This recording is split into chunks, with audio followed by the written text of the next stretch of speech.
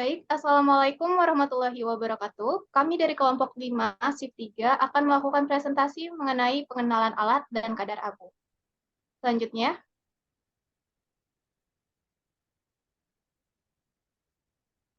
sebelum melakukan presentasi, berikut anggota dari kelompok kami. Ada Syafira Nurul Sahasatin, NPM belakang 044, dan Isma Kartika, NPM belakang 050.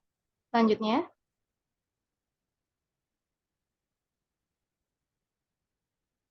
materi pertama adalah pengenalan alat.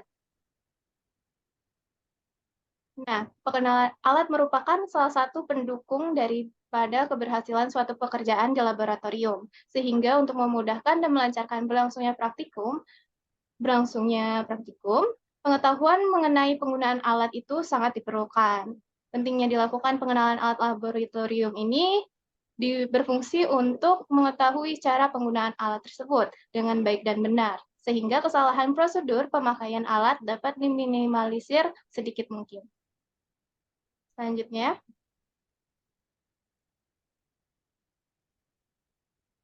berikut pengenalan alat yang kita lakukan. Yang pertama ada tabung reaksi. Terdapat foto tabung reaksi. Lalu tabung reaksi ini berfungsi untuk mereaksikan bahan kimia, menumbuhkan atau membiarkan mikroorganisme pada media cair, dan untuk pengujian kualitatif. Lalu ada juga rak tabung reaksi, berfungsi untuk menempatkan tabung reaksi sehingga tabung reaksi tidak mudah pecah ketika tidak ditempatkan pada wadahnya, yaitu rak. Selanjutnya ada labu Erlenmeyer, bentuknya seperti pada gambar. Ini berfungsi untuk mencampurkan atau meracik larutan di satu komposisi media. Lalu ada gelas beker, ini yang paling sering ditemukan. Dia berfungsi untuk wadah larutan dan untuk memanaskan larutan. Selanjutnya,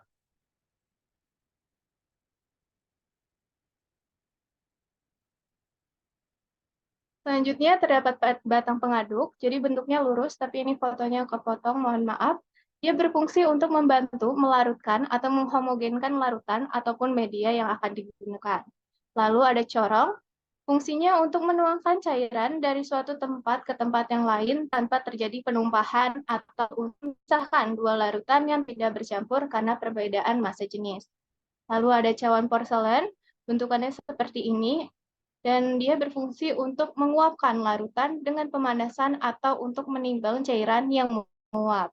Selanjutnya ada gelas ukur, jadi bentuknya lurus dan ada angka-angkanya gitu. Dia berfungsi untuk mengukur cairan dengan jumlah tertentu dan untuk mengukur volume zat cair di mana pada saat praktikum digunakan dengan ketelitian tinggi, gelas ukur tidak boleh digunakan untuk mengukur volume larutan.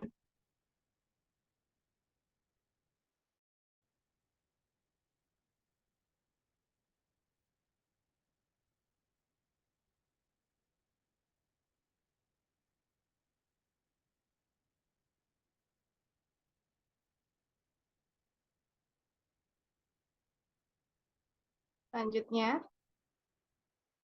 terdapat bentuknya seperti ini. Dia itu berfungsi untuk menyokong alat gelas ketika dipanaskan atau sebagai penyangga pembakaran spiritus. Lalu ada kawat kasa, dia biasanya diletakkan di atas kaki 3. Ini fungsinya untuk mendistribusikan panas sehingga merata dan mencegah terjadinya retakan karena pemanasan langsung pada alat gelas. Lalu ada alu dan mortar. Nah, ini itu dua barang yang berfungsi untuk menghaluskan sampel pengujian. Selanjutnya ada kaca arloji. Bentuknya bulat tapi agak cekung gitu, berfungsi sebagai wadah untuk bahan kimia berbentuk serbuk dan kristal ketika akan ditimbang. Selanjutnya ada pipet tetes. Dia berfungsi untuk mengambil larutan dalam volume sedikit, dan ini nggak diketahui berapa miliknya.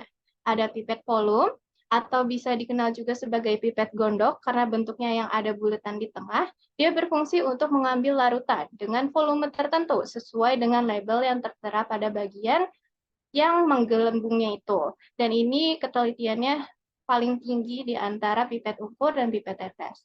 Nah, selanjutnya ada pipet ukur. Dia berfungsi untuk mengukur volume larutan dengan angka yang ada di belakang koma. Jadi kalau misalnya pipet volume kan udah pasti nih ya, ukurannya misalnya 5 mili, nggak bisa 5,1 atau 5,2. Jadi kalau misalnya ada angka di belakang koma, digunakannya itu pipet ukur. Selanjutnya di sini juga ada mikropipet. Dia berfungsi untuk mengukur dan memindahkan cairan dengan volume yang sangat kecil. Jadi untuk mindahin mikroorganisme gitu biasanya. Selanjutnya akan dilanjutkan oleh rekan saya. Selanjutnya ada alat dari klem dan statif. Fungsi dari klem statif sendiri adalah sebagai penjepit untuk menjepit soket pada dalam proses filtrasi. Yang kedua itu ada alat buret yang berfungsi untuk menuangkan cairan dengan jumlah tertentu yang di bawah 50 mili atau untuk proses filtrasi. Dan selanjutnya ada alat batang pengaduk yang berfungsi sebagai pengaduk bahan kimia atau larutan yang direaksikan. Jika ingin mengaduk suatu larutan, maka bagian yang diselipkan ke dalam larutan tersebut adalah bagian yang ada pipihnya. Dan selanjutnya ada alat corong kaca yang berfungsi sebagai alat bantu untuk memasukkan bahan ke suatu wadah atau memisahkan dan menyaring larutan yang satu dengan larutan yang lainnya. Next. Selanjutnya ada alat dari pat tetes yang berfungsi untuk mereaksikan bahan kimia dalam jumlah yang sangat sedikit. Dan selanjutnya ada alat spatula stainless yang berfungsi sebagai mengambil bahan kimia yang berbentuk serbuk. Selain itu, spatula digunakan untuk mengambil bahan-bahan kimia dalam bentuk padatan, misalnya dalam bentuk kristal. Dan selanjutnya ada alat botol aquades yang berfungsi untuk menyimpan dan menuangkan aquades dengan cara memencet. Dan ada alat desikator yang dimana fungsinya itu adalah untuk menghilangkan kadar air dari suatu bahan. Next.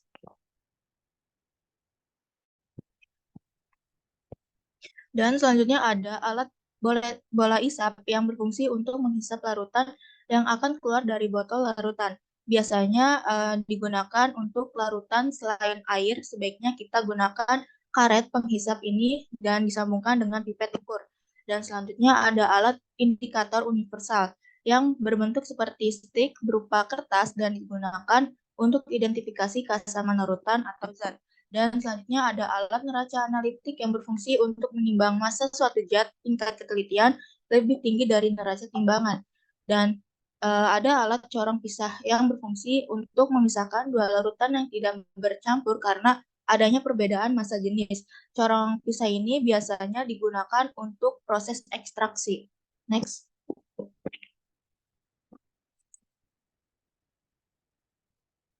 Selanjutnya ada alat labu ukur yang berfungsi untuk membuat dan mengencerkan larutan dengan ketelitian yang tinggi. Dan selanjutnya ada alat spiritus yang berfungsi untuk membakar zat atau memanaskan larutan. Dan selanjutnya ada tanur digunakan untuk aplikasi gravimetrik, yaitu pengarangan atau pengabuan suatu zat sampel yang dianalisis. Dan selanjutnya ada alat oven yang berfungsi sebagai memanaskan atau mengeringkan peralatan laboratorium atau objek-objek lainnya. Next. Adapun langkah-langkah dari pembuatan titrasi, yang pertama adalah memasukkan titran ke dalam burat. Yang kedua, memasukkan analit ke dalam labu Erlenmeyer. Dan yang ketiga, menambahkan beberapa tetes indikator asam basa ke dalam analit. Dan yang keempat, meneteskan titran sedikit demi sedikit ke dalam analit. Yang kelima, menghentikan titrasi ketika warna analit itu berubah. Dan yang keenam, mencatat volume titran yang masuk ke dalam analit. Next.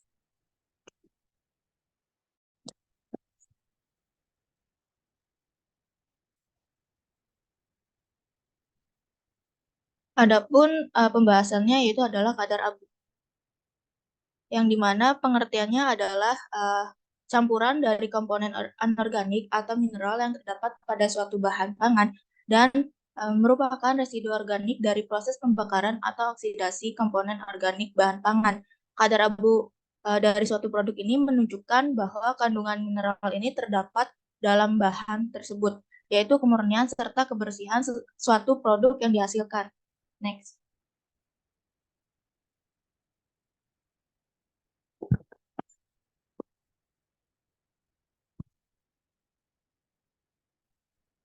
Adapun kandungan dari kadar abu itu ditentukan dengan dua cara. Yang pertama itu bahan basah dan yang kedua bahan kering.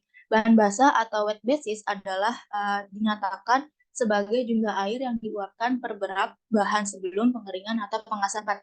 Sedangkan untuk bahan kering atau dry basis adalah jumlah air yang diuapkan per berat bahan setelah pengeringan atau pengasapan. Selanjutnya akan dibahas oleh rekan saya.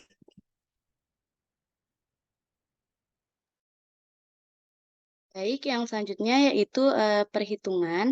Yang pertama itu untuk perhitungan basis basah dengan rumus persentase basis basah sama dengan berat abu per sampel berat sampel dikali 100% sama dengan W1 atau sama dengan W1 dikurang W2 per W dikali 100%. Nah, untuk W1 itu adalah berat sampel plus cawan yang sudah diabukan. Untuk W2 itu berat cawan kosong dan untuk W itu berat sampel sebelum diabukan. Nah, yang kedua itu ada basis kering. Jadi, perhitungannya itu persentase basis kering sama dengan kadar abu dalam basis basah dibagi 100 dikurang kadar air dalam basis basah dikali 100%.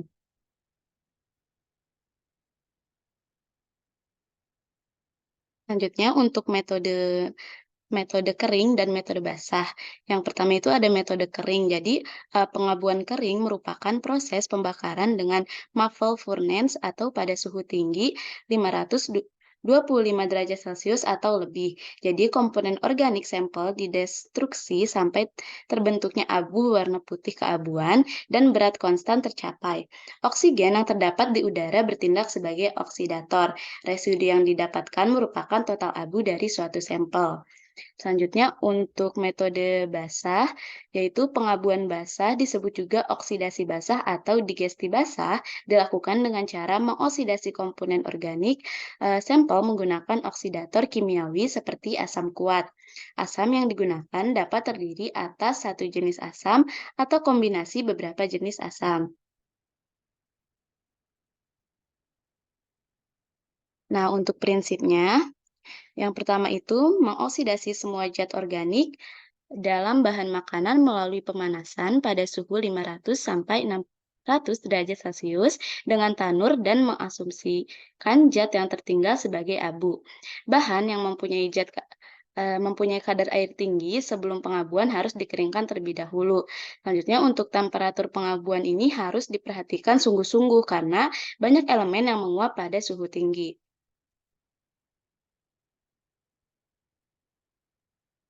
Selanjutnya untuk alat dan bahan, yang pertama itu pakai pensil 2B untuk menandai cawan. Yang kedua itu cawan porselen, yaitu tempat sampel diabukan.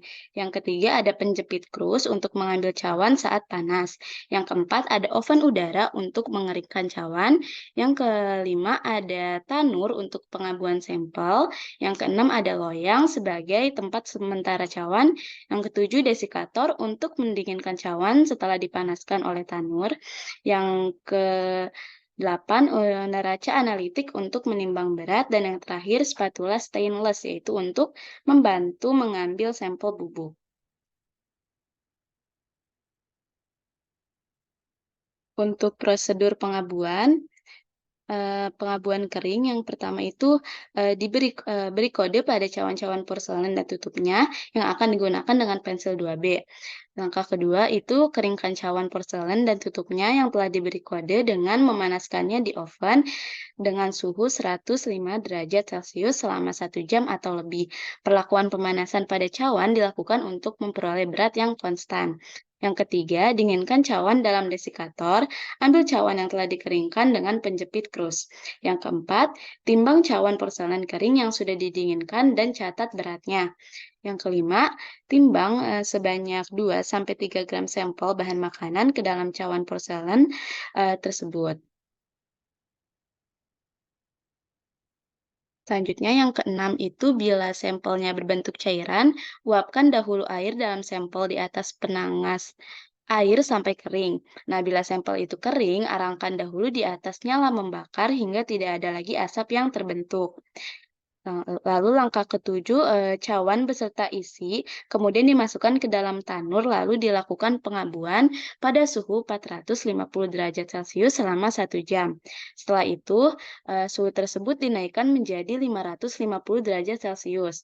Pengabuan dilakukan hingga seluruh materi organik menjadi abu berwarna putih keabuan, yang menunjukkan bahwa pengabuan itu sempurna.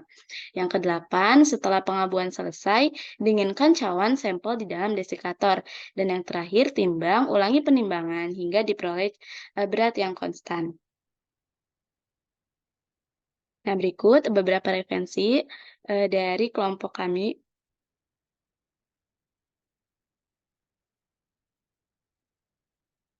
Baik, terima kasih. Sekian dari kelompok 5 mengenai pengenalan alat dan kadar abu. Wassalamualaikum warahmatullahi wabarakatuh.